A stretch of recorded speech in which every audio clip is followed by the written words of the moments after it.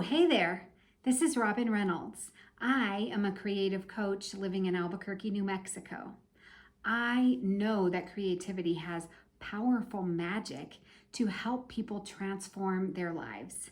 It is my joy and honor to help other people discover this.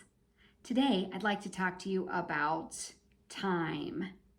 I know, you don't have time to be creative, right? Your life is too busy. You're running the kids around. You're finishing college. You are trying to cook dinner. You're trying to take a walk to stay healthy and in shape. You've got some books to read. I get it. You have to go to the grocery store. You know what? So do I. I understand all of those challenges, and they are real.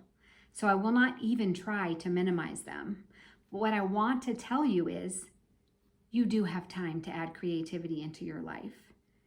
It might not always be exactly like you pictured, and it may not be in 5-hour pieces of time, but you can do this. So let me give you a couple of tips. First of all, start looking at creativity as just an element of your life.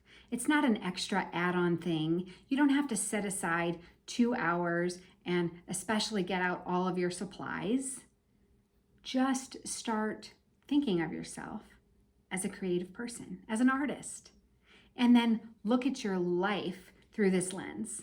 As you go about your day, look for opportunities to be inspired or to create new things, new thoughts, new feelings, new decisions, and yes, some new artwork perhaps, or some new creative writing or sculpture, a collage, an assemblage, whatever it is that you like to work with. But don't overcomplicate it, okay? Especially when you're getting started. Be okay with creating in very small doses. You can prepare for spaces in your life, and we all have space in our life where we are caught, waiting, thinking, tapping our foot at a red light. And all of these little spaces, if you learn how to use them, can be opportunities for creativity, even if it's just thinking. In another video, I mentioned that you can capture some of your thoughts using voice texting or an audio app on your phone. So you can do that, or you can just work in your mind and make your mind more nimble, more creative. Read books that inspire new and different thoughts. Another thing I want to give you a tip on is a lot of us have an all or nothing mentality. I know I do this.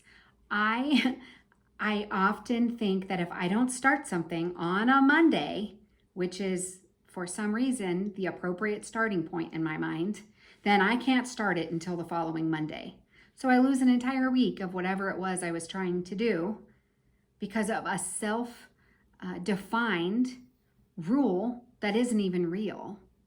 All or nothing, Monday or nothing. And we do this with creativity. Sometimes people think if I don't have time to sit down and create an entire painting, then why bother? I don't want to make this mess, or I don't have anywhere to create. I don't have a big studio like some of these artists, so forget about it. I can't do it. Bottom line is you can create anywhere. You can create in a very small space. You can pick your things up later and put them away, get them back out. You don't have to have every new shiny bell and whistle from the art store. You can use papers in your house and a glue stick. I promise, I've been doing it for years. So what I want to tell you is you can fit in art and creativity. And I really think if you try, you will be so happy and so glad that you did. So I would encourage you this week, give it a shot. In fact, a starting point might be, don't even try to do it yet. Just take a look at your life and identify where you may see a few little spaces. Another tip is if you watch a lot of television, no judgment, but that's a lot of time that you're spending. So you could do one of two things. You could create while you're watching television. In my opinion, not the best option, because the kind of creativity that I'm advocating for is one that would encourage thinking and encourage space and encourage openness in your mind. However, you could try that. The best option, in my opinion, is trade out some of your television time for creative time. The last tip that I'd like to offer you is set appropriate expectations. If you are interested in establishing a creative practice, but you haven't done it before and you don't have a lot of time, don't expect that you will suddenly be able to find 4 hours a week to do this. Don't set yourself up for failure. Set your bar low, be patient with yourself, and let the practice develop over time. Let it evolve. Part of this practice that I'm advocating for is related to less expectations, less judgment, and more freedom. And so please exercise those principles as you begin your practice. I am here to help. I have resources, free resources on my website, and I have a launch of an 8-week workshop that will open in September. I would love to have you there. It's perfect for new artists or those with more experience.